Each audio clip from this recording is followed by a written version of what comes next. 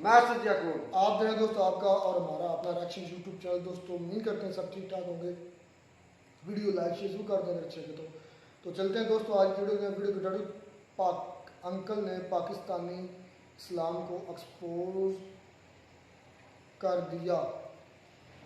Video दोस्तों कम अज़ कम मेरे ख्याल में 44 मिनट्स की है। बहुत लेंथी वीडियो बना रही। लगता है इस वीडियो में हमें मटेरियल बहुत मिलने वाला है बात करने के लिए, क्योंकि लंबी वीडियो फिर लोग कुछ ना कुछ तो गंभीर बात हुई है। खैर एक्सपेक्टेशन तो ऐसे ही हैं, देखते हैं। पहले दोस्तों थोड़ा सा वेट करना पड़ेगा, आपको भी हमें भी। इतनी जब लेंथ वीडियो लेते हैं थक भी जाते हैं तो सारे पॉइंट्स जेन में नहीं रहते, तो फिर बाज़ वक्त मैं लिख लेता हूँ या बाज़ वक्त मैं कोशिश करता हूँ ज़्यादा से ज़्यादा पॉइंट्स पर बात करूँ। खैर जो रह जाए तो शुरू में ही सॉरी। देखते हैं दोस्तों वीडियो। नमस्कार दोस्तों, डीडी रेड के एक और रिएक्शन वीडियो में आप सभी का स्वागत है। मैं हूं आलोक। तो आज जो वीडियो लेकर आया हूं वीडियो है डेली स्वैग का और इसका टाइटल है बड़ा मजेदार है भाई। Saudi Arabia built a cinema house in Mecca. मक्का में सिनेमा घर। अच्छा जी, लेकिन सऊदी अरेबिया में तो सिनेमा बहुत पहले से रहा है और शायद बीच में बैन हो गया था। उसकी डिटेल मैं आपको दूंगा कि कैसे बैन हुआ, पहले क्या था, अब क्या है। और मुझे याद है कि जब बीच में कुछ टाइम के लिए 30-35 सालों के लिए प्रॉब्लम थी, उसके पहले भी सऊदी अरबिया में सिनेमाघर थे और अभी भी हैं और लगातार तेजी से बढ़ रहे हैं। तो ये नई बात नहीं है, सिनेमाघर सऊदी अरबिया में नई बात नहीं है। लेट्स सी कि पाकिस्तान की जनता क्या कहती है। सर अभी की न्यूज़ है, मोहम्मद बिन सलमान की गवर्नमेंट के हुकूमत के अंदर सऊदी अरेबिया के अंदर सर मक्का के बिल्कुल बराबर ही काबा के बिल्कुल साथ ही सिनेमा हॉल खुलने जा रहा है। और वो सिनेमा हॉल में क्या होगा कि जो भी बाहर से कोई भी टूरिस्ट फॉर एग्जांपल के मक्का जाता है हज करने उम्रा करने, तो वहां पर वो जाकर मूवी भी देख सकता है। ये ऑप्शंस में रखी गई हैं। क्या ख्याल है कि क्या इस्लाम मूवी देखने की, वो भी इतनी पाक जगह पर, क्या इजाजत देता है कि आप जाकर सिनेमा हॉल खोलो? सर इजाजत तो नहीं देता वो किसी किस्म की, पर ये जो निज़ाम है ना इसराइल का है, सूदी निज़ाम है मुल्क में। IMF से कर्जा लेते हैं, 680 मेंबर है टोटल, सारे सूदखोर हैं। नवाज शरीफ भी सूदखोर, शहबाज शरीफ भी सूदखोर। सर अबे सवाल तो सऊदी अरबिया का था, आप बताने लगे पाकिस्तान की प्रॉब्लम। इन भाई साहब को सवाल समझ में नहीं आया, मैं सच बता रहा हूं। इन भाई साहब को सवाल समझ में नहीं आया। सऊदी अरबिया में सिनेमाघर खुल रहा है, ऐसा ये दावा कर रहे हैं कि मक्का में सिनेमाघर खुल रहा है। मुझे अभी तक कोई ऐसी खबर नहीं मिली है कि मक्का में सिनेमाघर खुल रहा हो। मे भी हो सकता है, क्योंकि सऊदी अरबिया में तो पहले भी सिनेमाघर रहे हैं और भी हैं, अभी भी हैं। मक्का का मुझे नहीं पता, बट ये सवाल समझ नहीं पाए। सारी भी सूदखोर। यहाँ पे सिर्फ एक ही चीज चाहिए, इस्लामी शरीयत नाफिज करने दे जिस दिन, उस दिन मुल्क का निज़ाम बेहतरीन। उसके अलावा सब वारग है, पकार है दुनिया। औरत तो चाहिए पर्दा करे, मर्द उसे देखे ना, हिटिंग ना हो, तो ये ऐसा काम ना हो। यहाँ पर निज़ाम उल्टा है, रातों 3-3 बजे 4-4 बजे तक जागते हैं, पता किसी चीज का नहीं है, ना शरीयत का पता है ना निज़ाम का पता है। सर आएंगे जरा एक मिनट। मैं बिल्कुल इसके सपोर्ट में हूं। पाकिस्तान पर शरिया नाफिज होनी चाहिए और घर से औरतों को, लड़कियों को बिल्कुल बाहर निकलने देना चाहिए, बिल्कुल ऊपर से नीचे तक ढक कर रखना चाहिए। बिल्कुल क्राइम फ्री हो जाएगा पाकिस्तान। पाकिस्तान का जो इकॉनमी है वो बिल्कुल अच्छी हो जाएगी। सूद हटा दीजिए, सूद, बैंकिंग सिस्टम से सूद हटा दीजिए, आपका बैंकिंग सेक्टर बड़ा ज़बरदस्त काम करने लगेगा। पाकिस्तान में कोई बेरोजगार नहीं रहेगा, पाकिस्तान में कोई मर्ज, कोई दवाई, कोई बीमारी, किसी अस्पताल की जरूरत नहीं पड़ेगी, किसी ट्रेन को कोई चीज़ की जरूरत नहीं पड़ेगी, सब कुछ बेटर हो जाएगा। मैं चाहता हूं शरिया लॉ लागू, बिल्कुल। एक मिनट आइएगा जरा, सिर्फ एक मिनट चाहिए आपके। भाई साहब कह रहे हैं कि मक्का के सऊदी अरेबिया के अंदर, सर भाईजान को मैंने बताया कि सऊदी अरेबिया के अंदर मक्का के बिल्कुल करीब ही सिनेमा हॉल बनाया मोहम्मद बिन सलमान ने। सर वो सिनेमा हॉल का ये है कि अगर कोई उम्रा करना जाए, हज करने जाए, तो उनके ऑप्शंस में रखी हैं कि अगर आप देखना चाहे तो आप देख सकते हैं, ना देख कोई बुरी बात नहीं है। ये तो कह रहे हैं कि क़यामत की निशानी है। अरे सुन लो, क़यामत की निशानी है ना जाए, ना जाए, सही बात है। तो बात है। ये तो जेन्युइन बात है यार एक चीज है, यार एक चीज शरीयत के मानी जानते हैं? ये शरीयत के मानी जानते हैं आप? इस्लाम नाफिज करें। ओ बेटा जी, शरीयत का लफ्ज़ अरबी का लफ्ज़ है, इसको कहते हैं कानून। सही बात है यार इनको बेसिक चीजों का पता नहीं है। सही बात है। कुरान का वर्स 82 पढ़ता है सर हम तो नहीं, 282 को जो है ना, वर्स 282 बकरा की, आपको पता है? नहीं शरीयत तो आप नहीं, बताएं पहले एक ना, चीज़। बताएं शरीयत जो का। बंदा बात करता है शरीयत इस्लामी, तो आपको कुरान का प्रॉपर पता होगा ना? हैं जी कुरान का प्रॉपर पता है सर, ना? मैं अनपढ़ जाहल तो हूँ, फिर अनपढ़ जाहिल यार सीधी बात बेटा मैं जी। बोल रहा हूँ। तो बेटा जी बात ये है, जब रसूल का अपना जमाना था तो वो शरीयत किस पे नाफिज करते थे? सर, तो नहीं लिसन होल्ड ऑन, खुदा और खुदा के रसूल की, खुदा और खुदा के रसूल की बेटा जी, किससे जंग है ये बताएं मुझे, मैं बताता हूँ बताएं। आराम से बात करें, कोई हम कहीं नहीं जा रहे, आप आप भी कहीं। खुद कह रहे हैं मैं तो अनपढ़ हूँ, जी जी जी। आपको तो कुरान का पता ही नहीं है। हाँ, कुरान का नहीं, कुरान का पता, नहीं पढ़ा ही नहीं तो मैंने। बस तो बात ही खत्म होगी, फिर उस पर बहस करना। जब चीज़ जो पहले को जो पढ़े। चीजें हम सर, अपने, इन्होंने पढ़ा है ना, हाँ मैंने पढ़ा है। शरीयत एक चीज कहती है, अल्लाह और अल्लाह का रसूल कह रहा है सूद लेना देना, और इसमें नहीं जो है। शरीक है उससे मेरी जंग है। नहीं ये गलत है।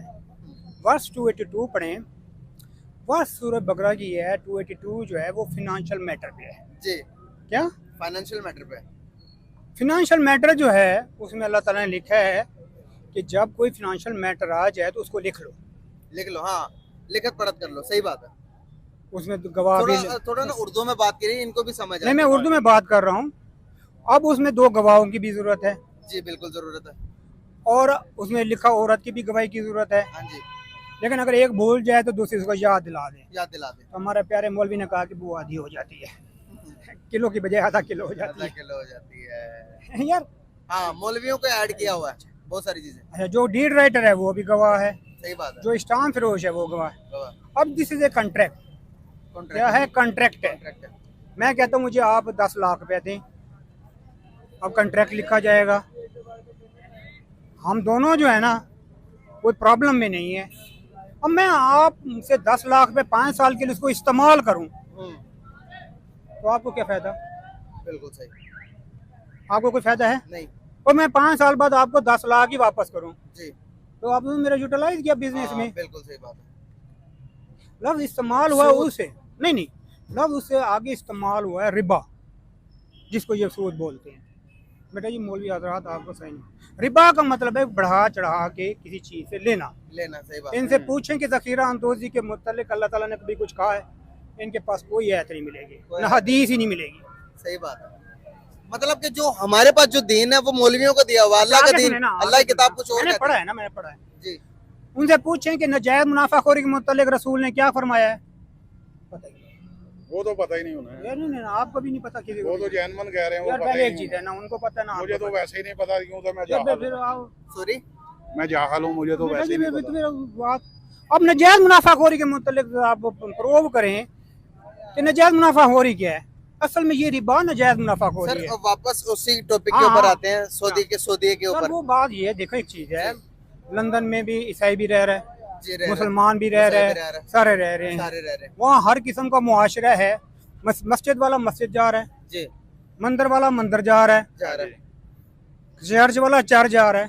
हाँ जी। तो मकसद ये है क्या वहाँ चर्च, अगर पाकिस्तान में चर्च खुल जाए तो क्या बुरी बात है? नहीं, हर या तरफ मंदिर खुलता होना है, चाहिए। हर तरफ नहीं, खुलता है। पाकिस्तान में मंदिर बनना चाहिए, चर्च बननी चाहिए, या दुर्गा बनने देंगे आप? नहीं बननी चाहिए कुछ। नहीं बननी चाहिए। तो क्यों सर? उधर इस्लाम मस्जिद बननी चाहिए, कहाँ पे? लंदन में बस मस्जिद बननी चाहिए। नहीं बननी चाहिए, लंदन में भी मस्जिद नहीं बननी चाहिए। क्यों सर? काफरों के खिलाफ हूँ मैं।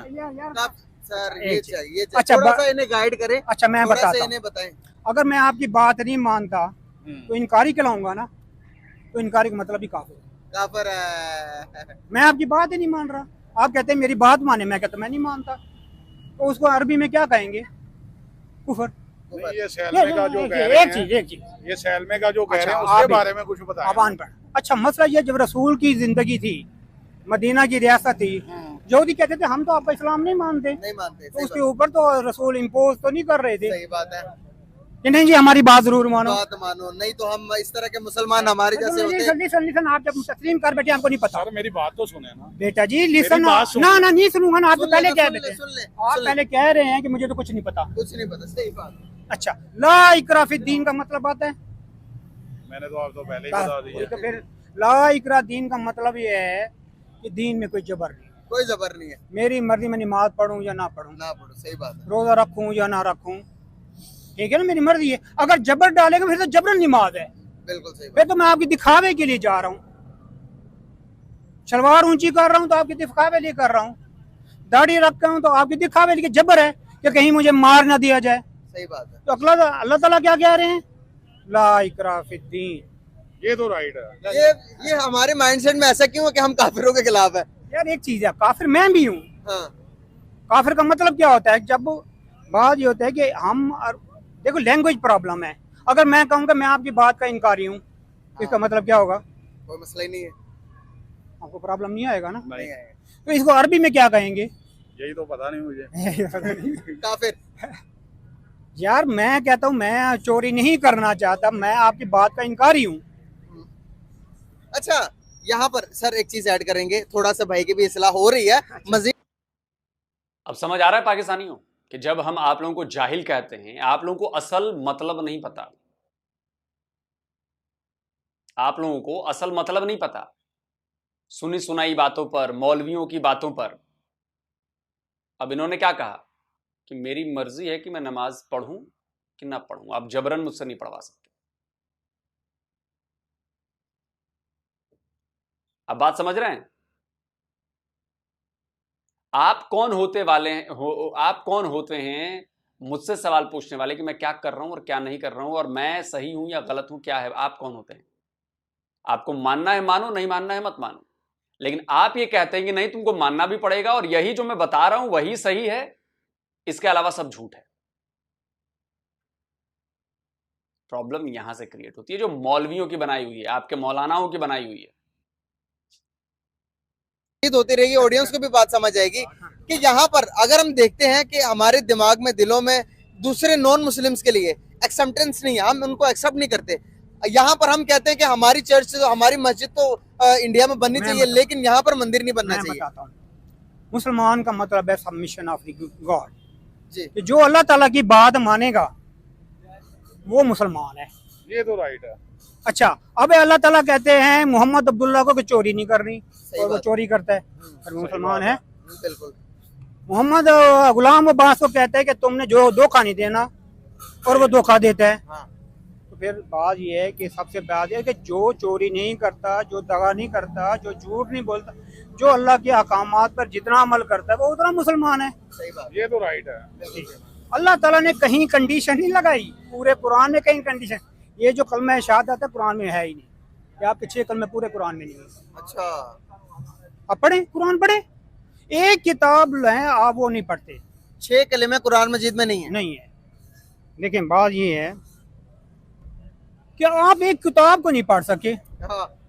ये भी सारे जितने खड़े हैं, ये मुझे नहीं पता ये तो कुरान सही का। बात, ये तो ये सही कुरान- बात है। जब आप कुरान को नहीं पढ़ते समझते तो फिर किस बात के मुसलमान कहलाते हैं? सही बात है। एक शेख ने कहा कि कुरान मजीद तो अच्छा, इस्लाम आगे हम पर नाजिल हुआ। सुने, एक इंस्ट्रक्शन बुक मिलती है फलां चीज के इस्तेमाल के लिए, और मैं इंस्ट्रक्शन बुक ही नहीं पढ़ता, वो मेरे लिए बुक ऑफ गाइडेंस है, और मैं चीज को इस्तेमाल कर लेता हूँ तो खराब होगी। तो आप इंस्ट्रक्शन बुक जो इतनी बड़ी है उसको तो आप पढ़ते नहीं। पढ़ते नहीं है, बिल्कुल। क्या हमारी मिसमैनेजमेंट की हालात जो खराब हैं ये इस वजह से है कि हम समझ नहीं। और दिक्कत यह है कि उसका हवाला देकर मैं क्यों कहता हूं कि इस्लाम को वेपनाइज किया गया। मैं क्यों कहता हूं, तो आप लोग कहते हैं ना कि ये इस्लाम पर अटैक करता है। किसी ने कुरान नहीं पढ़ी होगी ढंग से, बहुत कम लोग हैं जिनको मतलब पता होगा। रट्टा लगाना इज नॉट पढ़ना। और ये भाई साहब कितनी प्यारी बातें कर रहे हैं। देखिए, मतभेद कई जगह होते हैं, हो सकता है मैं उसमें लिखी कई बातों से मैं एतबार नहीं करता हूं, आप मेरी बात समझ रहे हैं, लेकिन आप तो करो, आप तो करो। ये जो एग्जाम्पल दिया कि उन्होंने कहा कि धोखा नहीं देना है, उन्होंने कहा कि झूठ नहीं बोलना है, वो सारे काम आप लोग करते हो, करते हो कि नहीं करते हो? करते हो ना।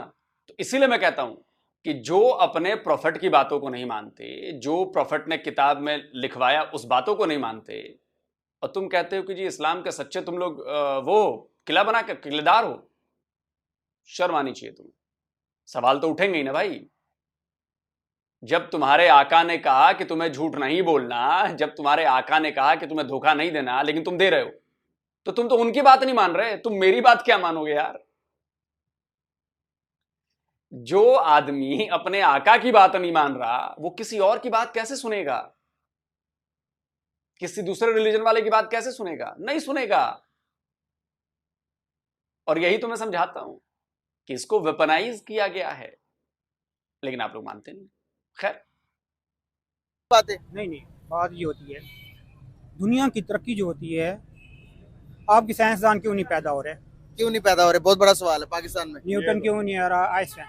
क्योंकि हमारे कंसेप्ट में ये हो गया है कि गले में तवीज़ डाल दो, ठीक है, मामला हल ये है। तो सही कहा है। सही कड़ा पहन लो, ये भी सही है। सब ठीक हो जाएगा। या अली मदद कह दो, ठीक है। ये बंदा ऐसे पलटा है ना मिनटों में, भाई साहब, मिनटों में पलटा ये बंदा। पहले आया, देखा आपने इसका तेवर देखे, काफिरों से नफरत है मुझे, वहां ऐसा नहीं होना चाहिए, सूदखोरी का निजाम है। भाई 5 मिनट में बंदा पलट गया। ऐसे जाहिल भरे पड़े हैं पाकिस्तान में, और इसलिए कहता हूं कि जाहिलों की संख्या ज्यादा है। जो ये टी शर्ट पहन रखे हैं भाई साहब, जो बता रही है सारी बातें अच्छे से, इन जैसे लोगों की संख्या ज्यादा होनी चाहिए, तब जाके पाकिस्तान थोड़ा सुधरता। यूट्यूब पे देख रहा हूं, कई मुल्ला बैठ के ज्ञान देते रहते हैं, अलग अलग ज्ञान देते हैं, और सब अपना एजेंडा सेट करते हैं, सब, और पब्लिक पीछे पड़ी रहती है, किसी को कुछ नहीं पता। ये सही है। हैं? हमारा जो कंसेप्ट आ रहा है, दाता दरबार चले जाओ, हाँ, मसला देख चढ़ा हल लो। हो जाएगा। देख ये चढ़ा भी लो। आपने सही कहा है। अल्लाह ताला ने कुरान मजीद में फरमाया है कि क्या ये बात तुम्हारी सुन सकते हैं? सही बात है। एक मैकेनिक तो मेरी बात सुन सकता है कि यार मेरे को ठीक कर सकता है, अब मैं जाके दाता दरबार वालों को कहूँगा यार मेरा फ्रिज ठीक कर दो। मतलब आपका जो कॉन्सेप्ट है वो ये है कि हर बंदे को उसके राइट है। अच्छा, अब ये पाकिस्तान की जो, पाकिस्तान जैसे मुल्क हैं, वो ड्यू टू ये हम अनपढ़ ज़्यादा है यहाँ पे, अच्छा, हमारे हालात इसलिए खराब है। इसलिए हर जगह जहाँ पे लोग अनपढ़ ज़्यादा होंगे, अनएजुकेटेड ज़्यादा होंगे, इलिटरेट ज़्यादा होंगे, वहाँ पे आपको पीर फकीर ज़्यादा मिलेंगे, रूहानियात वाले ज़्यादा मिलेंगे, ये राइट बातें कर रहे हैं। मिज़ार वाले ज़्यादा मिलेंगे। सही, हैं जी? सही बात है, बिल्कुल सही बात है। ठीक है ना? जेन्युइन बात है, जेन्युइन। तरक्की होती, वो कोई मुआशरा ऐसा नहीं है जो अल्लाह ताला के रसूल के अहकामात पे सर अमल ना करे और तरक्की कर जाए। सर ये यहाँ हो पर नहीं सकता। एक चीज ऐड करूंगा मैं यहाँ पर। दुबई ने 2 मंदिर बना दिए, हम समझते हैं कि वो जो है जानवी है और सबसे बेहतरीन मुसलमान पाकिस्तान का मुसलमान ही है। इंडिया वालों ने मस्जिदें कायम रखी हुई हैं, है। वो कायम रखी हुई तो क्यों कर रखी हुई हैं?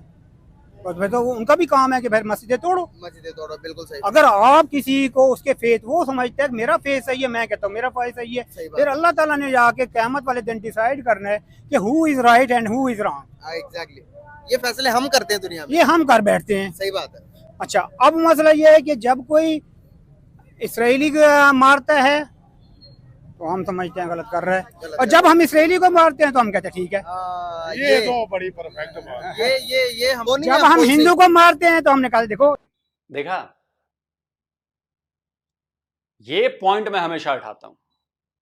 आज एक पाकिस्तानी बुजुर्ग ने उठाया, इनकी बातों को सुनो पाकिस्तानियों, सुनो और समझो, जोश में होश मत खो, पढ़े लिखे शांति से बैठ के जरा सोचो कि इस बंदे ने क्या बात कही। 7 अक्टूबर को जो हुआ, आप उस पर जश्न मनाया आपने,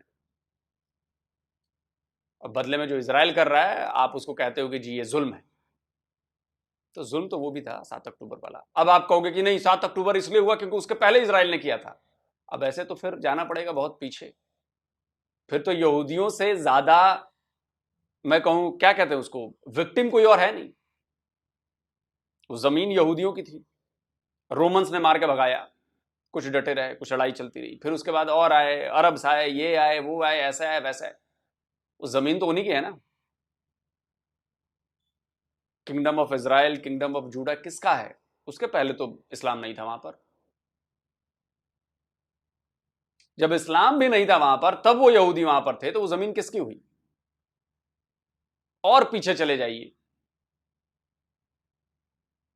जो जिस जमीन का असली मालिक है वही होगा मालिक, चाहे आप उस पर कितने भी इन्वेजन कर लें, कोई भी आ जाए, 76 करोड़ लोग आ जाएं, कोई फर्क नहीं पड़ता।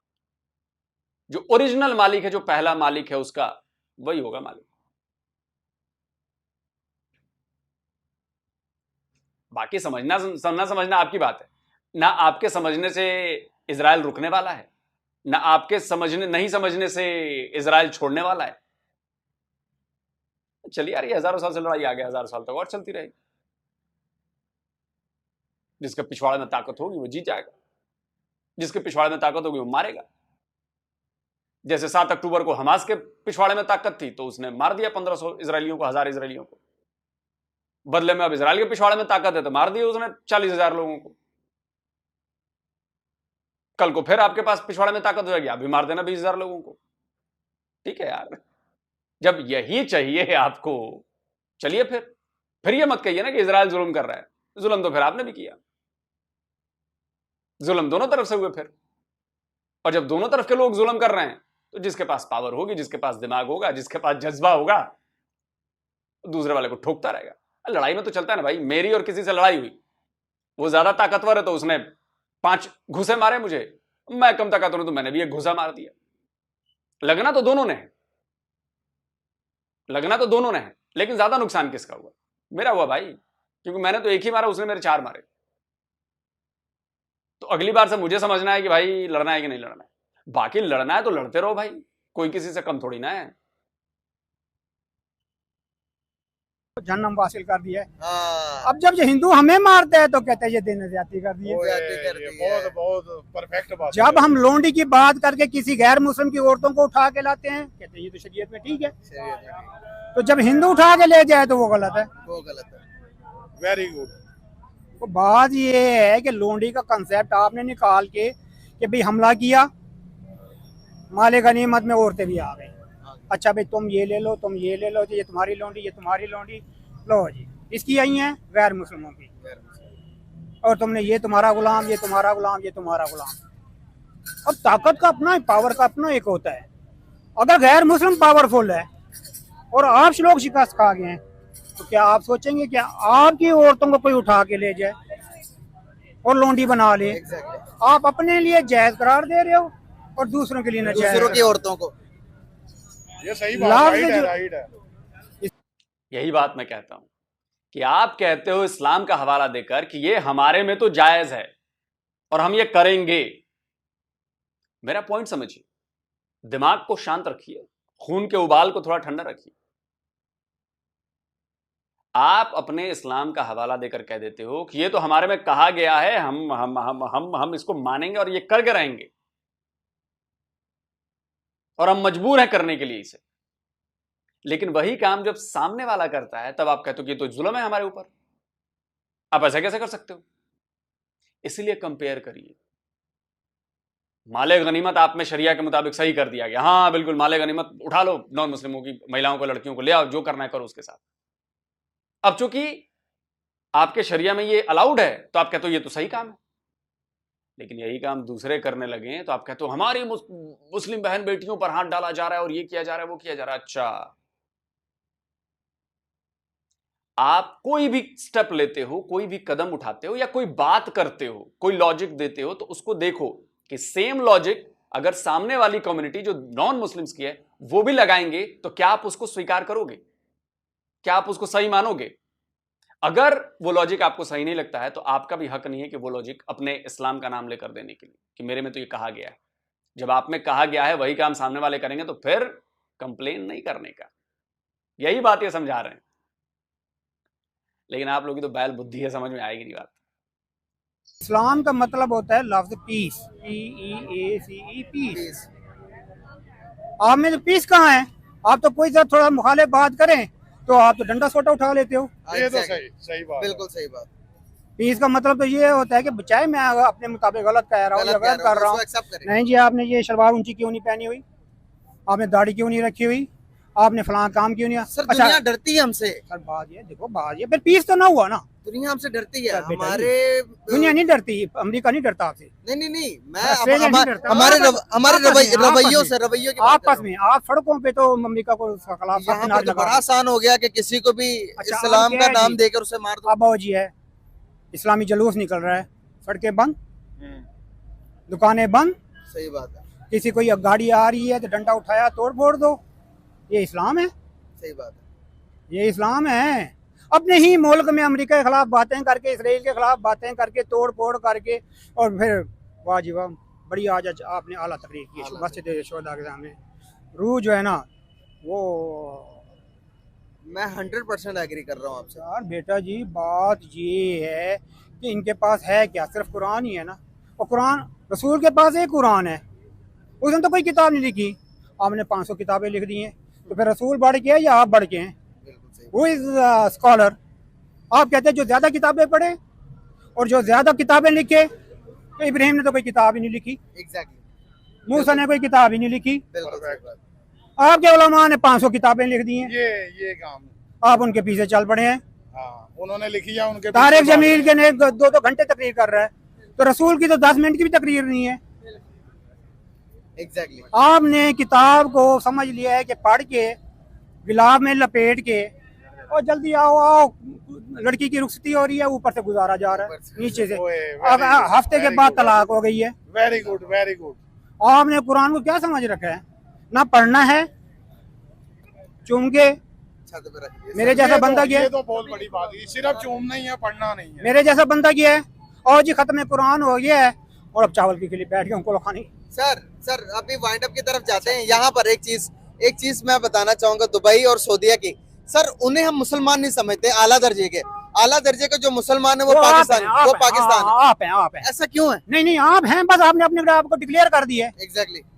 बेटा जी, आपने डिक्लेयर कर दिया है कि हम जो है ना, आला दर्जे के। सुन ले, हमारे पास सर्टिफिकेट है, हमारे पास अपनी डिक्लेरेशन है, सही बात है। हमारे पास अपनी डिक्लेरेशन है। सही बात है सर। वो उन्होंने अभी मोहम्मद बिन सलमान ने ऐलान किया था कि मैं बार बना रहा हूँ, मैं सिनेमा बना रहा हूँ, तो हमें बड़ी दिक्कत होती है उससे। मुझे मेरा बड़ा, I have very good command on Quran, Gita and Bible. Very nice. Very good command. एक दफा मैंने बताया कि गीता में सूरह इखलास लिखी पड़ी है, मुसलमान परेशान हो गए, कहते जी वो कैसे वहाँ पे सूरह इखलास आ गई है। सही। आपके डॉलर पे कहीं पे भी, आपके रुपये पे नहीं कहीं लिखा हुआ। इस पर एक बात कहना चाहूँगा, हो सकता है कई मुसलमानों को ये बात बुरी लगेगी, लेकिन आप जाकर इसको पहले तस्दीक कर लीजिएगा, फिर उसके बाद जो भी कहना हो सुन लीजिएगा। कुरान से पहले भी किताबें आई हैं ना, ये तो मानते हो आप लोग, मानते हो ना? उनमें भी कई ऐसी बातें लिखी हैं जो कुरान में भी लिखी हैं, मानते हो ना? मानते हो कि नहीं मानते हो? कई ऐसी बातें जो वो तौरात तो पता नहीं और कौन कौन सी बुकें हैं, जो किताबें जो हैं जो कुरान से पहले आई, उनके भी पॉइंटर्स इसमें लिखे हुए हैं, थोड़े घुमा फिरा कर लिखे हैं, लेकिन मतलब उनका वही निकलता है, संदेश उनका वही जाता है। इन सबसे पहले गीता आई। अब आप कहोगे जी ये आप दावा कैसे कर सकते हो? दावा इसलिए कर सकते हैं क्योंकि इसके सबूत हैं। ओल्डेस्ट सिविलाइजेशन जो है इस धरती पर वो हमारी है, सनातनियों की, जिसे आप हिंदू कह लेते हो। हिंदू धर्म नहीं है, धर्म सनातन है, ठीक है? अब उसमें जो बातें लिखी हैं वो बातें भी कई उन किताबों में लिखी हुई हैं। किसी ने कहा होगा, किसी ने सुना होगा, बात अच्छी लगी होगी, ठीक है भाई इसको भी लिखो। अच्छी बात तो कोई भी रख सकता है ना यार। हम भी आज 50 बातें करते हैं, किसी की कही हुई बात कहते हैं ना। कभी मैंने कोई किताब लिखी तो उसमें लिख दिया कि भाई मुझे वो बात अच्छी लगी थी। हाँ, झूठ बोलना जो है वो अच्छी बात नहीं, झूठ कभी नहीं बोलना चाहिए, लिख दिया मैंने। अब मैं कहूं कि मैंने ही लिखा है, बाकी जो उधर कोई लिखा किसी ने तो वो गलत लिखा है। आपके पहले भी ये कॉन्सेप्ट था कि झूठ नहीं बोलना है। पॉइंट समझिए मेरा।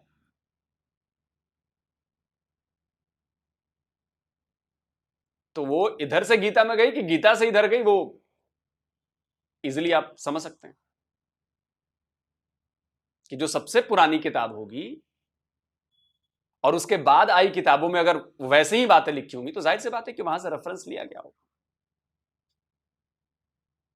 One God.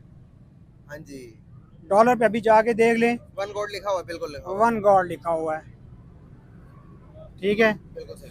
ये मौलवी बताते हैं कि नमाज का तरीका नहीं है। सूरह ताहा उठा लें, वर्स 130 उठा लें, टाइमिंग भी लिखी हुई है, साथ का लिखा हुआ कि तस्बीह करो। हमने लफ्ज नमाज डाल दिए, अल्लाह ताला लफ्ज तस्बीह कह रहे हैं। एक मिनट सर, एक मिनट, यहाँ पर मैं भाई के थोड़ी तरफ जाना चाहूंगा। अब आप क्या समझते हैं हमारी डिस्कशन से, क्या पाकिस्तान के अंदर हिंदुओं का मंदिर बनना चाहिए या नहीं? बनना चाहिए, चाहिए, बनना चाहिए। आपको क्या लगता है? बनना चाहिए। आपको क्या लगता है? नहीं नहीं बनना चाहिए। चलो आपको क्या लगता है? नहीं सारे पढ़ने चाहिए बनने चाहिए। सर काफी फर्क पड़ गया आपके बयान से। एक आधा बंदा जो नया आया, वहाँ पर मस्जिद है तो यहाँ पर क्या प्यारी बात की यार बंदे ने, क्या देखें इतना यहाँ पर बात कही है, जो देख रहे हैं उनके दिलों में देखें। सवाल किया जाता है कि जी इमारत का तरीका नहीं है। मैंने कहा यार कुरान की क्या वर्स बात। सूरह ता पढ़ लो, उसकी वर्स 31-30 पढ़ लो, उसमें लफ्ज तस्बीह इस्तेमाल हुआ है। जबरदस्त। और अल्लाह ताला ने टाइमिंग की है कि सूरज तलू होने से पहले, गरूब होने से पहले, रात को अभी आप उठाएं, देखें, पढ़ें। बिल्कुल मैं तो सही। आपको रेफरेंस दे रहा हूँ। बिल्कुल सही हो गया। सर वाइंड अप की तरफ जाते थैंक हैं, you sir, so nice. Wind up की तरफ जाते हैं। सर बहुत अच्छा लगा आपसे बात करके। यकीन करें जो ये लोग वीडियो देखेंगे उनको पता चलेगा कि इस्लाम की ओरिजिनल जो तालीम है वो क्या है। इस्लाम का तो मतलब है सलामती। बिल्कुल सही बात तो है। आप तो कहते हैं नहीं मारो, यहाँ पर देखें हमारे सही आप तो बात, कहते हैं जिहाद है, इनको कत्ल करो, कत्ल करो। तो फिर वो भी तो आएंगे, कत्ल करेंगे ना। एग्जैक्टली। दोनों तरफ से पावर प्ले लेवल चलेगी। होना चाहिए ना, लेवल बिल्कुल दोनों सही। तरफ से लेवल होना चाहिए। आप कहते हैं उनकी बेटियों को उठाओ, लोंडियां हैं, तो फिर वो नहीं उठाएंगे। लेवल होगा। बिल्कुल सही बात। यार क्या बात करते हो आप? एग्री कर रहा हूँ मैं आपसे, बिल्कुल एग्री कर रहा हूँ। बाकी बहुत कोई- बहुत फर्क पड़ा। अल्लाह ताला ने कहीं पे नहीं लिखा इंसान के लिए कि वो कर्ज ले, अपने लिए लिखा है कि मुझे कर्ज दो, मैं बढ़ा चढ़ा के दूंगा। फिर अल्लाह ताला सूद कर रहे हैं। बिल्कुल मैं अभी सही, दिखा देता हूँ आपको वर्ष। बिल्कुल सही। किसी इंसान को निकाह के कर्ज लो, इमदाद कर सकते हो। हाँ इमदाद कर सकते हो। बिल्कुल सही हो। इनको बेसिक नीड की जरूरत है बस। लेकिन अगर मैं फैक्ट्री बना रहा हूँ, मैं एक बिजनेस कर रहा हूँ, तो मैं उसकी पैसे की यूटिलाइजेशन कर रहा हूँ, और मेरा एग्रीमेंट है कि ठीक है मैं आपको ज्यादा दूंगा, इतने पैसे दूंगा। वो भी कहते हैं फिक्स क्यों करते हो? सर यहाँ पर हम ना बेसिक ग्राउंड रियलिटीज पे थोड़े 2 मिनट और डिस्कशन कर लेते हैं।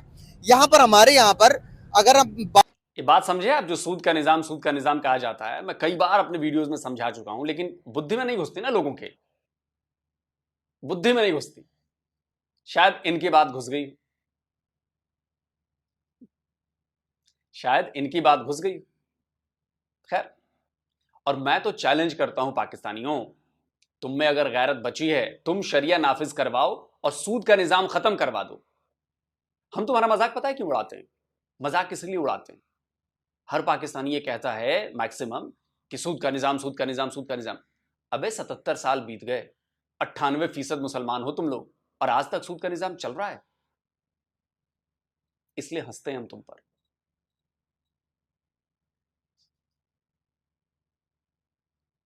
कि मेरे हाथ में लठ हो, आप समझो, मेरे हाथ में लठ हो और मेरे 20 लठैत भी हों, और एक कोई गड़बड़ कर रहा हो मेरे खेतों में, और मैं कहूं कि देखो यार अब दिक्कत हो रही है, अब क्या करें क्या करें क्या करें क्या करें, ऐसा नहीं होना चाहिए, ऐसा नहीं होना चाहिए, ऐसा नहीं होना चाहिए, तो ये तो मेरे लिए मजाक का पात्र है ना। लोग बोलेंगे अबे तेरे पास 20 लठैत है, तू खुद लठैत है, और कोई घुस के तेरा कुछ कर जा रहा है या चारा काट जा रहा है या ये तेरे हिसाब से काम नहीं हो रहा है, तू मनवा नहीं पा रहा है, तो तेरी गलती है ना भाई। वैसे ही पाकिस्तानियों तुम्हारी बेगैरती है। 98% हो तुम लोग, और आज तक शरिया नहीं नाफिज करवा पाए, आज तक सूद का निजाम नहीं खत्म करवा पाए। लानत है तुम लोगों पर। बात करें तो नॉन मुस्लिम को इतना एक्सेप्ट नहीं किया नॉन जाता। मुस्लिम है ही नहीं, क्योंकि जो अल्लाह की बात को अमल करेगा वो मुसलमान है। अगर वो अपने वालिदैन की खिदमत कर रहा है वो तो अल्लाह ताला का हुक्म है। अगर वो अनएससी से काम कर रहा है तो अल्लाह ताला का हुक्म है। वो अगर सच बोल रहा है तो वो अल्लाह ताला का हुक्म है। जो अल्लाह ताला के हुक्म पे अमल कर रहा है वो मुसलमान है। ये तो फार्मूला तस्लीम करें। बिल्कुल सही सर, उसके लिए एक दायरा है ना। नहीं, जब वो नहीं है, मसला ये है कि अल्लाह ताला के भगवान ने भी कहा है कि सच बोलिए, माँ बाप की सेवा करिए, गरीब दुखियों की मदद करिए।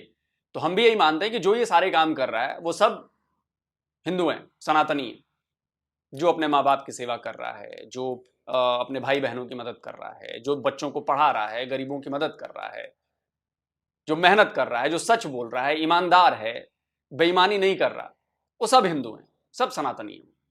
भगवान कह के गए, हम भी यही कहते हैं, सब हिंदू हैं।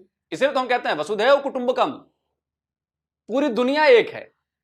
ये हमारा दिया हुआ कॉन्सेप्ट है, सनातन का दिया हुआ कॉन्सेप्ट है। और इस धरती पर ओल्डेस्ट जो धर्म है वो हमारा सनातन। और ये मैं हवाई बात नहीं कर रहा भाई, ये प्रूवन है। इसको आसान भाषा में अगर ओल्डेस्ट रिलीजन भी कहोगे तो ओल्डेस्ट रिलीजन हमारा है। तो जो भी कॉन्सेप्ट्स निकले, जो भी चीजें निकली, बड़े बड़े विद्वान हुए हमारे यहाँ, सब उन्होंने अलग अलग कॉन्सेप्ट दिए, निकाले, वो सब लिखे हुए हैं हमारे पास। हजारों साल पुरानी किताबें हैं भाई, 10-10 हजार साल, 20-20 हजार साल पुरानी चीजें, और मिल भी रही हैं। खुदाई में यहां कुछ मिला, खुदाई में वहां कुछ मिला, सबूत है, हवा हवाई बात नहीं है। हुक्म को मानना, ऊपर अमल करना, वो मुसलमानियत में आता है। बिल्कुल सही हो। अब एक मुसलमान झूठ बोल रहा है, दगाबाजी कर रहा है, और दूसरा चीज जिसको आप कहते हैं नॉन मुस्लिम, वो झूठ भी नहीं बोल रहा, दगाबाजी भी नहीं कर रहा, तो मुसलमान कौन है? एग्जैक्टली, मुसलमान कौन है? बिल्कुल सही बात है, वही है जो अच्छा काम करेगा। बस हमने कुरान को सुन लिया है, सारा दिन हम वहाँ पे, अभी मैं आपको बता रहा हूँ, आपके जितने भी हैं, अजान होगी, इनसे पूछें, जाके खड़े हो जाएंगे ऐसे करके। अब ये नहीं पता कि इमाम साहब क्या कह रहे हैं। हाँ, ये नहीं पता, किसी को भी नहीं पता, बहुत कम है। 25 10 20 बंदे खड़े होंगे, उठ के बस फिर आके वही हरकतें करना शुरू कर देंगे। अगर नमाज फाशी से बचाती, फिर तो आपके मुल्क में प्रॉब्लम नहीं होना चाहिए। एग्जैक्टली। बहुत शुक्रिया सर। एक मेडिसिन आप इस्तेमाल करते हैं और उससे आराम ही नहीं आ रहा, तो फिर क्या होगा? फेक होगी ना, इंशाल्लाह जैली दवाई होगी ना, जाली दवाई है ना, जाली दवाई के से तो आराम आता ही नहीं है। बिल्कुल सही बात। सर पहले सुन लें, जाली दवाई बेटा जाली होती है। अजान हो गई है, टाइम हो बहुत गया। शुक्रिया सर, बहुत शुक्रिया आपका सर, बहुत अच्छा लगा आपसे बात करके। बेटा मेडिसिन से आपको आराम ही नहीं आ रहा। यही बात तो मैं कहता हूं कि आपका अल्लाह तो आपका सुन नहीं रहा, आपकी सुन नहीं रहा, तो कई लोग भड़क जाते हैं, अरे ऐसा कैसे कहते हो तुम इस्लामोफोबिक हो। अरे भाई, यही बात तो इन्होंने कही, कोई दवाई अगर असर नहीं कर रही है तो मतलब वो फेक है ना, जाली है ना। अगर 77 साल से आपकी वो सुन रहा होता तो आज आप इकोनॉमी में अच्छे होते। अच्छा, वो सऊदी अरबिया की क्यों सुन रहा है, यूएई की क्यों सुन रहा है, ओमान की, तुर्की की, कतर की, बहरीन की, इंडोनेशिया की, मलेशिया की क्यों सुन रहा है? वहां पे लोग क्यों प्रोग्रेस कर रहे हैं, बिजनेस आ रहे हैं, इकोनॉमी अच्छी हो रही है, लोगों को रोजगार मिल रहा है, लोगों का लाइफस्टाइल अच्छा हो रहा है, अच्छे स्कूलों में पढ़ रहे हैं, कॉलेज में पढ़ रहे हैं, कुछ नया बना रहे हैं, कर रहे हैं। तो वहां तो मैं कहता हूं कि वहां तो सुन रहा है उनकी, जो उसको मानते हैं वो बोल रहा है तो भाई दिखाई दे रहा है, असर हो रहा है। पाकिस्तानियों के नहीं सुन रहा, क्योंकि पाकिस्तानियों के सुनता तो आज पाकिस्तानियों को भीख नहीं मांगनी पड़ती। क्या IMF से $1 बिलियन दे दो, सऊदी अरब से दे दो। अभी अभी पढ़ा मैंने, मिडिल ईस्ट से फिर से आपके PM ने गुजारिश की है कि भाई कुछ पैसे दे दो यार, डॉलर दे दो यार, गरीबी आपके यहाँ, मतलब बीमारियां आपके यहाँ, मर्ज आपके यहाँ। तो अगर सुनता वो आपकी तो ये सारी चीजें नहीं होनी चाहिए थी। वही बात तो कही उन्होंने, और मैं कहता तो आप लोगों को मिर्ची लग जाती। भाई एक पाकिस्तानी मुसलमान बंदा कह के गया है सारी बातें, और इस बंदे की बात ध्यान से सुनो, अपने वाले इस्लाम को जरा अलग करो और इस इस्लाम को सुनो जो ये बंदा समझा के गया।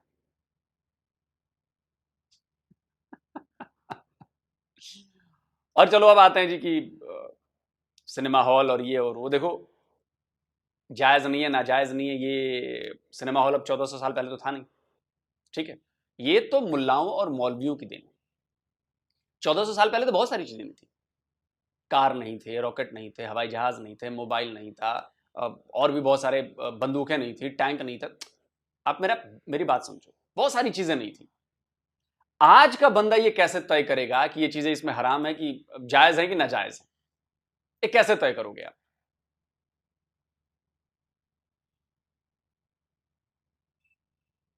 अब इस कैमरे, मेरे पास कैमरा है, कैमरे से मैं अपना वीडियो रिकॉर्ड कर रहा हूं, मैं नॉलेज फैला रहा हूं, मैं चीजों को बता रहा हूं, और एक बंदा इसी कैमरे का इस्तेमाल करता है जो पोर्नोग्राफी करता है, अश्लील चीजें रिकॉर्ड करता है। तो इसमें दोष कैमरे का नहीं है ना, इसमें दोष उस बंदे का है जो इसका गलत इस्तेमाल कर रहा है। वही बात है सिनेमा हॉल में, आपको नहीं देखना मत जाओ भाई, मत देखो, जिसको देखना है वो जाके देखेगा। तो आप लोग कॉन्सेप्ट ही नहीं समझते। तो हुआ ये था भाई कि सऊदी अरबिया ने शायद 1983 में मुल्लाओं और रेडिकल लोगों का ना वहां पे प्रभाव बढ़ गया था, तो सिनेमा हॉल पे पाबंदी लगा दी गई, बैन कर दिया गया। उसके पहले सिनेमा हॉल थे, सिनेमा चलता था, सब कुछ था, सऊदी में फिल्म इंडस्ट्री भी थी। 1983 के पहले की बात कर रहा हूं, ज्यादा दिन नहीं हुए, सिनेमा हॉल खूब थे, खूब चलते थे। 2018 से कुछ दिनों पहले, दिसंबर का महीना रहा होगा, बीच में ये बवाल चलने लगा, सऊदी लोग परेशान होने लगे। अब उनको बात समझ में आई कि यार ये सिनेमा क्यों बंद है यार, ये तो गलत है। कल्चर को फैलाना, कल्चर को करना, अगर सिनेमा के जरिए आप अपने कल्चर को, सऊदी अरब के कल्चर को दिखाते हो, सऊदी अरब के कल्चर को फैलाते हो, तो ये तो फायदेमंद चीज है ना। आपने उसको बैन कर दिया, आपने उसको बैन कर दिया। तो 2017 के दिसंबर में यह फैसला किया गया। मैं स्क्रीनशॉट लगा देता हूं, खबर भी दे देता हूं कि सऊदी अरबिया ने सिनेमा से बैन हटा लिया। और तब डायरेक्टर्स, और ये रॉयटर्स की खबर है, देखिए डेट देख लीजिएगा, 11 दिसंबर 2017 की है। और लोग बड़ा हुए कि भाई चलो अच्छा हुआ, बढ़िया हुआ। तो 2018 में इसका इंप्लीमेंटेशन हुआ, जब वहां पर पहली बार फिल्म लगी ब्लैक पैंथर। हॉलीवुड की फिल्म थी ब्लैक पैंथर वकांडा, वो फिल्म वहां पर लगी जब ये बैन हटने के बाद 2018 में, तो ये फिल्म लगी। और अभी की रिपोर्ट पढ़ रहा था मैं, अप्रैल की, इसी साल की, उसके मुताबिक सऊदी अरबिया में, पूरे मिडिल ईस्ट में सबसे ज्यादा सिनेमा हॉल्स हैं। तो ये मैं क्लियर करना चाहूंगा कि सऊदी अरबिया में कोई पहला सिनेमा हॉल नहीं खुलने जा रहा।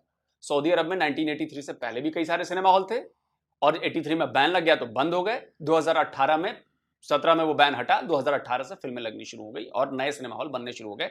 आज पिछले साल की, इसी साल की खबर है कि सऊदी अरबिया में सबसे ज्यादा, मिडिल ईस्ट में, पूरे मिडिल ईस्ट में सबसे ज्यादा जो है वो सऊदी अरबिया में वो हैं। तो देखिए उसमें खबर में बताया गया है कि Saudi Arabia reopen cinemas in April 2018 for the first time. ठीक है, और इस समय सऊदी अरबिया में, देखिए डिटेल दी हुई है, सऊदी मीडिया के मुताबिक पूरे देश के 22 शहरों में 66 सिनेमा हॉल्स हैं, 66 सिनेमा हॉल्स हैं 22 शहरों में। 22 शहरों में सिनेमा हॉल्स हैं 66। तो पहला कोई सिनेमा हॉल नहीं खुलेगा, ये पाकिस्तान के लोगों को। आप लोगों के पास ना लेट बहुत, आप लोग भाई ना पढ़ते लिखते नहीं है। सबसे बड़ी बात, जो बंदा कुरान नहीं पढ़ सकता वो बाकी चीजें क्या पढ़ेगा यार, जो उसके मजहब की चीज है वही नहीं पढ़ते हैं लोग। तो ये भी पढ़ लो भाई, सर्च करो, रिसर्च करो, पढ़ाई करो, तब तो समझ में आएगा। सरकार का कहना है कि 300 से ज्यादा सिनेमा हॉल हम 2030 तक खोलेंगे। 300 से ज्यादा, जिसमें 2000 स्क्रीन होंगी, मतलब 2000 स्क्रीन एक साथ उस पर चल सकेंगी। और इससे क्या होगा, 90 बिलियन रियाल, जो कि 24 बिलियन डॉलर्स के बराबर होता है, वो इकोनॉमी में ऐड होंगे। 24 बिलियंस। और इससे कम से कम 30,000 परमानेंट जॉब्स, 30,000 परमानेंट नौकरियां क्रिएट होंगी। इसको कहते हैं विजन। इसीलिए सऊदी वाले जाहिल नहीं, जाहिल पाकिस्तानी। और अगर आप, मैं तो कहता हूं ठीक है, अगर आपको लगता है कि सऊदी अरब में सिनेमा हॉल नहीं होने चाहिए, वो तो पहले भी थे, बीच में कुछ टाइम के लिए 35 ईयर्स के लिए बैन हुए, उसके बाद चालू हो गए। पहले अपने यहां के सिनेमा हॉल बंद करवाओ पाकिस्तानियों, पहले अपने यहां के सिनेमा हॉल बंद करवाओ और फिर दावा करो कि देखो हमारे यहां नहीं है, हम चाहते हैं कि वहां भी नहीं। पहले वो चीज अपने आप पर लागू करो। बेगैरतों की तरह ये मत कहने लोग, नहीं ये सिनेमा हॉल नहीं चाहिए, तो पहले अपने आप बंद कराना भाई सिनेमा हॉल। तो दोस्तों ये है पूरी कहानी। बाकी आप खुद समझदार हैं, सऊदी अरब समझदार है, वो जानता है कि इकोनॉमी कैसे ग्रो करानी। आप $1 बिलियन के लिए सऊदी अरब के आगे नाक रगड़ते हैं। एक सिनेमा सेक्टर से वो 24 बिलियन कमाएगा 2030 तक, अगले 6 साल में। इसको कहते हैं विजन। बाकी मैंने आपको एग्जांपल दिया, इस कैमरे से आप चाहे ज्ञान की चीजें शूट करें, चाहे जाके अश्लील चीजें शूट करें, दोष इसमें कैमरे का नहीं है, दोष इसमें आपके दिमाग का है। तो सिनेमा अगर मुझे मन करेगा तो मैं देखता हूं, और अगर सिनेमा देख के मैं गड़बड़ा जाता हूं तो ये मेरे दिमाग का असर है, सिनेमा का असर नहीं। कमेंट करके आप बताएं। जल्दी मिलता हूं, थोड़ा वीडियो लंबा हो गया लेकिन क्या करूं, बातें ऐसी थी। जल्दी मिलता हूं एक और नए वीडियो के साथ। नमस्कार, जय हिंद। तो ये दोस्तों वीडियो होगी खत्म। बड़ी इंटरेस्टिंग वीडियो है, बड़ी इंटरेस्टिंग वीडियो दोस्तों। आज ये आपने वीडियो गौर से देखनी भी है और इसको संभाल कर रखना है। ये आज बातें आलोक सर ने, कोई बात भी आपने तो स्किप नहीं करनी। और स्पेशली आलोक सर से मेरी रिक्वेस्ट रहेगी, या जो आलोक सर के व्यूवर्स हमें देख रहे हैं वो भी थोड़ा सा कानों और आंखों को खोलकर देखें और सुने। पहली बात ही मैं बात करूंगा इजराइल और फ़लस्तीन के मामले पर। आलोक सर ने कहा जो उनका मौक़िफ़ है और मेरा जो मौक़िफ़ है, मैं अपने मौक़ों पर डटा हूँ और मैं कोई भी अब इनकी वीडियो जाने नहीं देता। सिर्फ वजह यह है कि ये भी अब गलत बयानी है इनकी एक तरह की, क्योंकि जब आप एक बात को फिजिकली प्रूव ही नहीं कर सकते तो झूठ ही है वो। आप किस तरीके से आप साबित नहीं कर सकते। अगर आप मैं हूँ ना, अगर मैं एक माशरे का हिस्सा हूँ तो मेरे लिए जो रूल है वो असद के लिए भी होना चाहिए, जो असद के लिए वो मेरे लिए भी होना चाहिए। ठीक है, यहाँ आगे गड़बड़ेशन करते हैं लोग। सर बात सुनो, डिटेल बात आज फ्री में करूँगा और मैं अक्सर जिस बात पर कहता हूँ मेरे साथ जितनी मर्जी दलाल के साथ आ जाए, सबूतों के साथ आ जाए, कर लें डिबेट मेरे साथ। इजराइल फ़लस्तीन के मामले, इजराइल एक जालिम गाज़ब कौम है, कंट्री नहीं है, हम इसको कंट्री नहीं मानते। अब बात आई, लोगों ने कहा कि रोमन उनको क्रश किया, मतलब यहूदियों को फलाने ने क्रश किया, फिर मुसलमान आए, अरब आए, उन्होंने क्रश किया। पहले तो ये जानना चाहिए था कि जो रोमन थे वो यहूदी नहीं थे, वो नहीं, मैं वो जो रोमन की बात है ईसाइयों ने क्रश किया, वो बात कर रहा है यहूदियों को क्रश किया, यहूदियों को क्रश किया। और वो लोग साहब ने साबित करने की कोशिश की है कि जो ज़मीन है ना जहाँ आज यहूदी मौजूद है, इजरायली मौजूद है, ये इन्हीं की है। मैं मान लेता हूँ, मैं एक सेकंड के लिए मान लेता हूँ कि आज से 10,000 साल पहले, 20,000 साल पहले, 2,000 साल पहले या 1,000 साल पहले यहाँ यहूदी थे, मैं मान लेता हूँ। ठीक है, अब यही पैमाना आप रखना पूरी दुनिया के लिए। अगर आप मर्द के बच्चे हैं लोग सर, यही पैमाना आपने सब के लिए पे रखना है कि भाई आज से 1,000 साल पहले यहाँ यहूदी थे, इसलिए ये इनकी ज़मीन है। मर्द के बच्चे और फिर सारी ज़मीन की तकसीम ऐसे करो, फिर सब के लिए ये रूल रखो जिसकी उस वक़्त, उस दिनों, उन सालों में, उन 1,000 साल पहले, उन 2,000 साल पहले जिसकी दुनिया के ऊपर वो ज़मीन थी, उनको वो लुटाओ, करो वापस। जहाँ ईसाई थे ईसाइयों को दो, जहाँ जैंस थे या जो भी मज़हब के या किसी भी कौम के लोग थे, करो तकसीम, है मत। तो फिर यहूदियों के लिए ये आप क्यों करते हैं? आप यहूदियों का क्या है वो अपना डाउट नहीं, डाउट लफ्ज़ नहीं, गलत आप बोल रहे हैं। मैं फिर भी आपकी रिस्पेक्ट के साथ कहूँगा कि क्या आप यहूदियों के वकील हैं? आप जो इतनी यहूदियों की वकालत कर रहे हैं, आप उनके वकील हैं, उनसे कुछ लेकर खाते हैं कि आप जब पैमाना, मैं कहता हूँ वही पैमाना लगाओ पूरी दुनिया पर, तकसीम करो उस लिहाज से। मैं तो कब से कह रहा हूँ सिर्फ यहूदियों के लिए लोग सर आपको लगता है कि उस तरह तकसीम होनी चाहिए। साबित करो कि ज़मीन कैसे है। अगर साबित करते हो तो फिर साबित करो जहाँ जहाँ उन सालों में बाकी अवाम कौमें मौजूद थी उनको भी दो। नहीं दे सकते तो फिर ये मुंह बंद करो, ये दलील ना दो। एक बात। दूसरी बात, ये फिट करो अपने यूपी पर, जो आप हमास को कहते हैं ना कि हमास टेररिस्ट है, यूपी पर मैं सकते तो करो फिट। आज से 2,000 साल पहले यूपी था इजराइल के पास,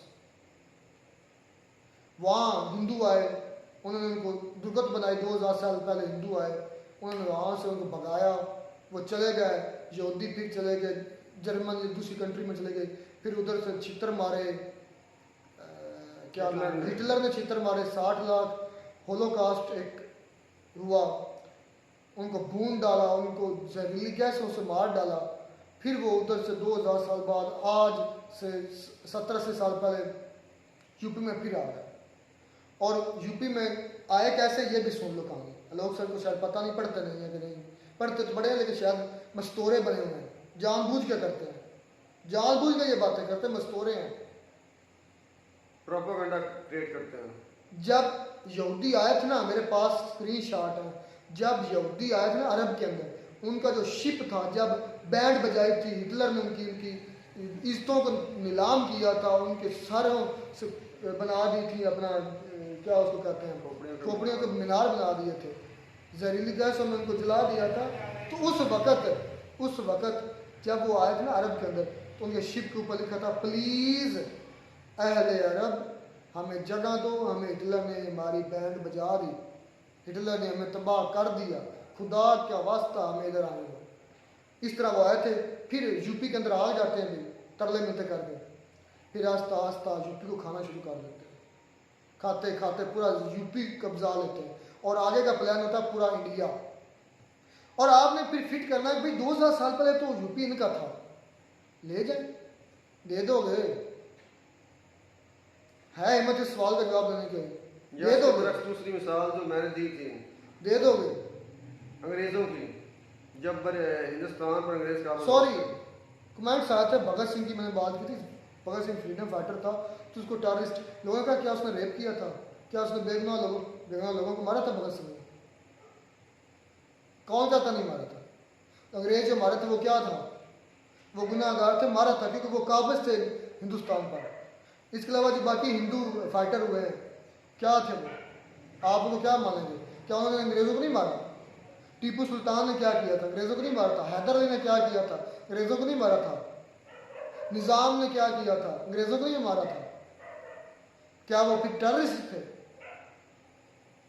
टेररिस्ट थे। अंग्रेज ऊपर से आकर काबिज हुआ है तो वो अपनी जमीन छुड़वाने के लिए उनकी लाशें बिछा रहे हैं अंग्रेजों की, तो क्या आप टेररिस्ट मान लोगे भगत सिंह को? ये मेरा सवाल था। इसी तरह हमास टेररिस्ट नहीं है, हमास फ्रीडम फाइटर है, अपने मुल्क के लिए जंग लड़ रहे हैं, अपने लोगों के। लोग सड़क से कहते हैं कि उन्होंने ओवन में डाल के भून दिया, कहाँ है वीडियो, कहाँ है सबूत? यार खुदा का वास्ता है, लोग सर क्यों वकील बने हुए? क्या लेकर खाते हो उनसे? क्या तुम्हें वो गल्ला अनाज भेजते हैं? सच को क्यों नहीं आप स्वीकार करते कि वो जालिम है, वो उनकी जमीन नहीं है? अगर मानते हो तो फिर तकसीम करो 2000 साल से पहले, उस हिसाब से तकसीम, वो पैमाना पूरी दुनिया पर फिट करो, फिर ये हाइब्रिड चीजें ना लॉन्च करो। ये काफी है इसके लिए। और भी बातें अभी मैं कहता हूँ जितनी ये वीडियो लेंथ है इसमें पॉइंट्स बड़े हैं। बात आती है अब जो सबसे बड़ी बात है लॉन्डी और मालिक नहीं, बस बातें इस वीडियो में बहुत ज़्यादा है, बहुत करने वाली बातें, और स्पेशली है ही सारी की सारी वीडियो इस्लाम पर है। और पाकिस्तानी जो अंकल थे वो बातें बड़ी खुल कर कर रहे थे, लेकिन गलत की उन्होंने कई बातें। पहली बात जो सबसे पहले अंकल की मैं बात कर रहा हूँ, जो पाकिस्तान अंकल बोल रहा था, उसकी सबसे पहली बड़ी गलत बात थी रोज़ा नमाज जबरन। मतलब वो कहता है उसके अंकल के मुताबिक किसी का दिल करे नमाज पढ़ ले, किसी का दिल ना करे वो ना पढ़े। नहीं, झूठ बोल रहा है वो अंकल झूठ बोल रहा है। नबी पाक सल्लल्लाहु अलैहि वसल्लम ने फरमाया जो बेनमाजी है, जो नमाज नहीं पढ़ते आगे मस्जिद में, अगर मेरा बस चले तो मैं उनके घरों को आग लगा दूँ।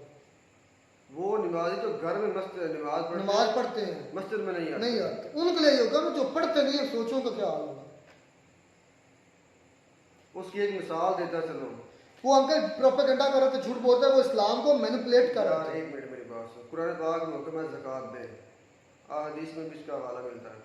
तो आका सल्लल्लाहु अलैहि वसल्लम के बाद अहले अरब ने ऐलान कर दिया कि हम ज़कात नहीं देंगे। पहले खलीफा हज़रत अबू बकर सिद्दीक़ रज़ी अल्लाह अन्हु ने पूरे अरब के खिलाफ क्यों जिहाद किया था? ये ज़कात लेने के लिए। दूसरा टैक्स नहीं यार, इसे कहते हैं एक तो नमाज के साथ इसका जिक्र आता है, अभी मैंने नाम लिया है उसका, मेरा नाम ज़कात नहीं यार, उशर इसे कहते हैं। मुझे तो आप बात नहीं समझ आ रही, तो तुम बात क्या कर रहे हो यार? आका सल्लल्लाहु अलैहि वसल्लम ने फरमाया कि नमाज पढ़ो, कुरान पाक में भी जगह नमाज पढ़ो नहीं, नमाज कायम करो और ज़कात दो। तुम्हें ज़कात की बात करा। आका सल्लल्लाहु अलैहि वसल्लम की दुनिया से पर्दा करने के बाद पूरे अरब में ये ऐलान हो गया कि हम ज़कात नहीं देंगे अपने माल का। अच्छा भाई कंक्लूड करो बातें, हमने हदीस शरीफ सुनानी, हमने लोगों की बातों का जवाब। सर ये है मेरे भाई कि हजरत अबू बकर सिद्दीक रज़ी अल्लाह अन्हु ने एक पूरी जमात इकट्ठी की, एक कमांडर बनाया खालिद बिन वलीद रज़ी अल्लाह अन्हु, और उसके ज़रिए पूरे अरब में जिहाद किया और पूरे मुल्क से मेरे भाई ये ज़कात वसूल की। ये थी शरा, और जो शरा जायज़ है वो। अच्छा अब बात आती है, लोग सर ने कहा लॉन्डी पर बात आई, मालिक गनीमत पर बात आई कि मालिक गनीमत के अंदर वो अंकल कह रहे थे कि मुसलमानों को जो चीज़ मिलती है, चाहे वो औरत ना गैर मुस्लिम की, वो भी उठा के कहते हैं वो हमारी है। मैं एक बात मेरी याद रखना, मैंने भी इसके बारे में पढ़ा। बाकायदा इसके बारे में हवाला दिया जाता है कि अगर उसकी मर्जी ना हो तो उसके करीब मत जाएं। अगर उस लौंडी की मर्जी ना शामिल हाल हो तो उसके करीब मत जाएं, उसके साथ ज़बरदस्ती मत करें। अच्छा खैर, इससे आगे बढ़ते हैं। अल्लाह से ने कहा कि आप करो तो वो ठीक है, और वही सामने वाला करे। मतलब बात यही आई थी ना लौंडी पर, कि अगर आप इस्लाम के अंदर आए कि आप माल गनीमत इकट्ठा करते हैं, जंग जीत जाते हैं, तो आप उठा कर लाए जाए, तो यही अगर कोई गैर मुस्लिम करे। इस पर एक मैंने बात की थी, लोग से मेरी बातें सुनते, इतना मुझे पता है। खास करके इस्लाम पर जो बातें ये लोग से करते हैं, वो बातें मेरी वो ज़रूर सुनते हैं, मुझे पता है, मुझे पता चल जाता है, उनकी बातों से पता चल जाता है, चाहे वो सुनता है या उनको भेजता है स्क्रीनशॉट या सॉरी क्लिप बनाकर। मैं ऐसे कहता हूँ जो हमारे लिए हुक्म है वो बरमला है, वो ढका छिपा नहीं है। और लोग से कह रहे थे कि जो सनातन धर्म है वो धर्म नहीं है, वो धर्म सनातन धर्म से वो कह रहे थे वो है। भाई हमारे लिए जो हुक्म है वो हम किसी से छिपा कर नहीं करते, और वो हुक्म आप एक है, जैसे आप लॉन्ड्री की बात करते हैं, या नमाज रोज़ा ज़कात की बात करते हैं, या नॉन मुस्लिम के साथ बिहेवियर की बात करते हैं, तो बिहेवियर पर बात करें तो बिहेवियर नबी पाक सल्लल्लाहु अलैहि वसल्लम ने फरमाया कि आप में से सबसे अच्छा बेहतरीन मुसलमान वो है जिसका इखलाक सबसे अच्छा है। आप उस इखलाक के अंदर कोई नहीं किया गया इंडिकेशन नहीं दी कि किसी मुसलमान के साथ इखलाक करना है, सब के लिए, नॉन मुस्लिम के लिए भी मुस्लिम के लिए, और हमारे ऊपर वो लाजम है। अच्छा, जो बात आ रही थी ना असल में मेन जो थी वो थी गीता की। गीता की बात आई, लोग ने कहा कि हमारी गीता 10,000 साल पुरानी, बड़ी अजीब आज बात है लोग ने। इस पर मैं ज़रूर बात करूँगा, आज कोई पॉइंट स्किप नहीं करूँगा, मैं सिर्फ लोग के जवाब बातों का जवाब देना चाहूँगा। गीता के अंदर जो कुछ लिखा है हमें नहीं पता, या रामायण के अंदर जो लिखा है हमें नहीं पता, ना हमने पढ़ा और ना ही हमें को पढ़ने का हमारा इरादा है। अभी कभी शायद कुछ अर्से तक बन जाए, वो भी सिर्फ इस वजह से कि उनके अंदर क्या हुक्म आया है, क्या बातें हैं, इसको छानने के लिए छंजाल कर रख दिया दूसरे डॉक्टर जाकिर नाइक। अच्छा, पता लोग का कहना है कि गीता सबसे पुरानी है, हमारा जो धर्म है, ये जो हमारा एक कल्चर है जिसको सनातन धर्म कितनी पुरानी 10,000 साल 10,000 साल पुरानी कहते हैं। तो उससे बातें हो सकता है चोरी करके एक्सट्रैक्ट करके बाकी तमाम मज़हब के लोगों ने लिखी। अच्छा भाई, इस पर क्या क्या मैं फिर इस पर बोलूँगा। वो अपने किसी भगवान वगैरह को मानते हो तो झूठ मत बोलो यार, तुम्हें उसी का वास्ता है, झूठ मत बोलो। अच्छा भाई, आप बात करें दलील के साथ, पॉइंट करूँगा, दलील के साथ करूँगा। मैं हमारी किताब आज से 1400 साल पहले अल्लाह की तरफ से उतारी गई प्रॉफिट मोहम्मद सल्लल्लाहु अलैहि वसल्लम पर, जो अल्फाज उसमें लिखे गए महफूज किए गए, आज भी वो वही के वही हैं, कोई उसमें तब्दीली नहीं हुई।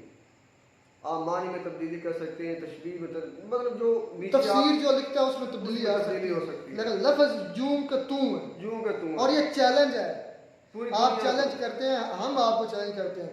कोई पूरी दुनिया का माई का लाल किसी ने अपनी माँ का दूध पिया, वो साबित कर दे कुरान जो पहले दिन उतरा था नबी पाक सल्लल्लाहु अलैहि वसल्लम की ज़ात अक़दस पर, और आज जो कुरान पाक हमारे सीनों में महफूज है या लिखा हुआ महफूज है, उसमें ज़बर ज़ेर की भी गलती निकाल कर दिखाओ।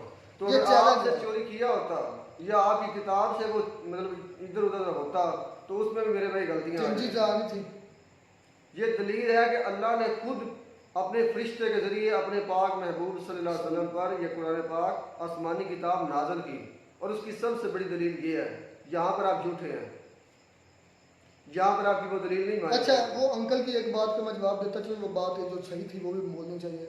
अंकल ने कहा है कि पाकिस्तान के अंदर सही तरीके से मतलब इंटरप्रीट नहीं किया जाता इस्लाम को या कुरान को। ये बात मुझे सच है कि देखिए आज तक हमारे यहाँ न्यूटन क्यों नहीं पैदा हुआ, यानी उनकी बात करने का पर्पज़ ये था कि मदरसे से न्यूटन क्यों नहीं पैदा हुआ, मदरसे से कोई गलीलियो पैदा क्यों नहीं हुआ, मदरसे से कोई बड़ा साइंटिस्ट, ये एक वाकई सवालिया निशान है।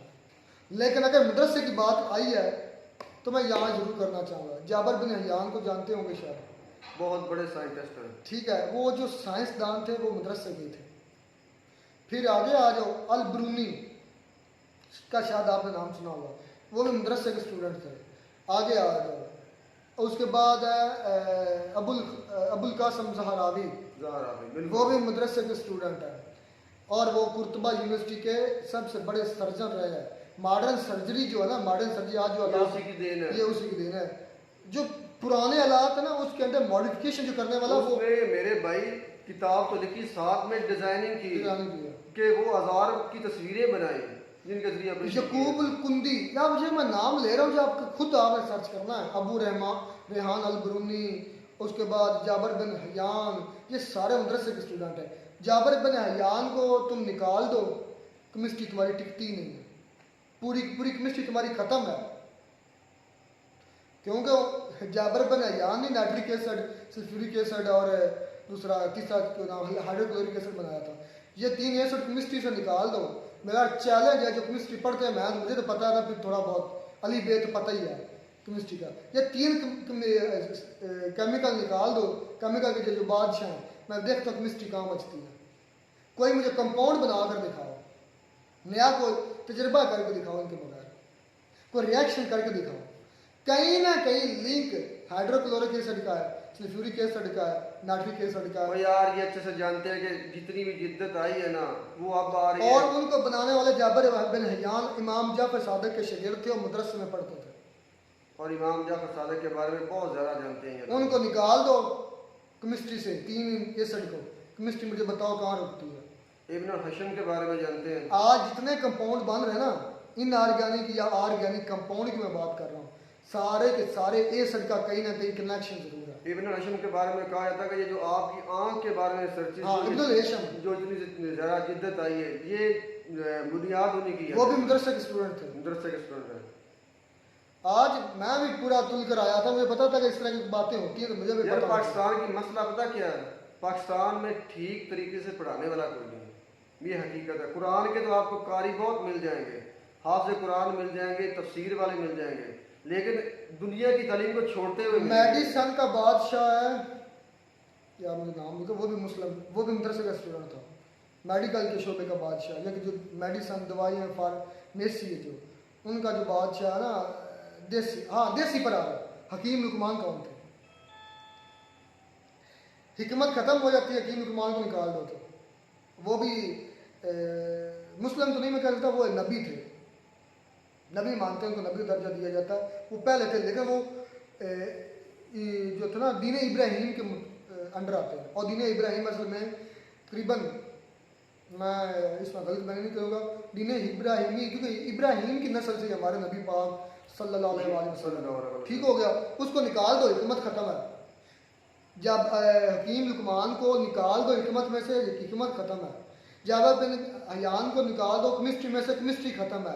इब्न हेशम को निकाल दो, तुम्हारी आँख के स्ट्रक्चर या तुम्हारी रोशनी के कवानीन जितने भी है, रिफ्लेक्शन वो ख़त्म है। अब तो मुझे कई नाम और भी भूल गए, जो बुनियादें जो होती हैं वो सारे मदरसे के स्टूडेंट हैं। हाँ, आज कंसेप्ट हमारे बदल गए हैं, सही तालीम सही तरीके से नहीं दी जा रही।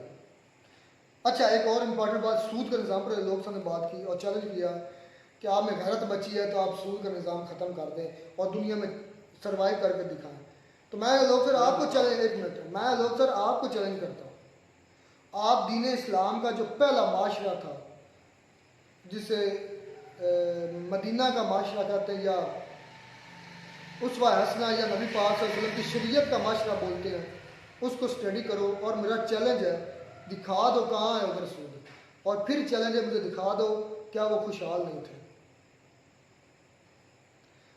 अगर वो खुशहाल ना होते या वो पावरफुल ना होते तो वो दुनिया फतह ना करते। अच्छा, ये कहते हैं कि तलवार के जरिए ये इल्म दीन फैला है। और मेरे भाई अकल की नौखन लो, मुझे ये बताओ, अगर तालीम ना होती तो उस दौर का सबसे एडवांस जो हथियार था वो था मुंजनीक। मुंजनीक मतलब कि एक बड़ा सा आला जिसके पत्थर फेंके। आज मैं जो भी बातें कर रहा हूँ ये आपने रिकॉर्ड रख ली हैं और इसका जवाब चाहिए।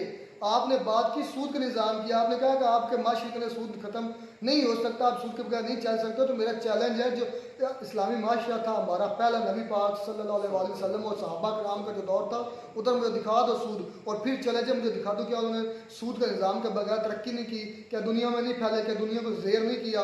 आज इसी पर बात कर रहा हूँ और ये तो अब हमारे ऊपर मुसलत कर दिया गया ना, हमें एक हनी ट्रैप से कहते हैं, हनी ट्रैप में फंसा दिया गया। और यार ये दुनिया एक तरीके से ना कंट्रोल कर रही है मुसलमानों को, चले और कुछ भी नहीं अब है। जो मेन टॉपिक था वीडियो का वो था सऊदी अरब के खाना काबा करीब सिनेमा हॉल खुलना।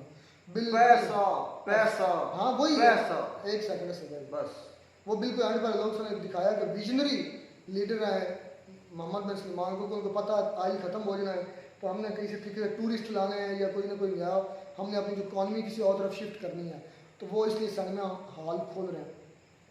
वो बता रहे थे लोग तक $25 बिलियन और 30,000 नौकरियां पैदा होंगी वो जो सिनेमा हॉल खोल रहे हैं तो सारे। ये चीज़ें अपनी जगह पे काउंट होती हैं। मैं इस चीज़ को कहूँगा कि ये तो पैसा कमाने का एक तरीका मान लिया। बस बात मेरी बात सुनो, ओ मेरे भाई, गलत है तो ऐसे भाई लंबी नहीं चलेगी, गलत तो है, लेकिन उसके असरात जो है ना वो भी सुन ले। मक्का वो शहर है मेरे भाई, और ख़ास करके अरब जो है वो इस लिहाज से ज़्यादा मोहतरम पूरी दुनिया में माना जाता है क्योंकि वहाँ पर शरिया लॉ थी। इसके बाद मैं मानता हूँ कि नहीं है, क्योंकि हमें बहुत अच्छे से पता है कि आका सल्लल्लाहु अलैहि वसल्लम की ज़िंदगी में वहाँ से लेकर सहाबा कराम तक की ज़िंदगी तक और ताबीन तबा ताबीन तक म्यूज़िक का कोई लेना देना नहीं है मेरे भाई वहाँ। बिल्कुल तो ये शरा के ऐन खिलाफ है मेरे भाई। खिलाफ, बिल्कुल खिलाफ है।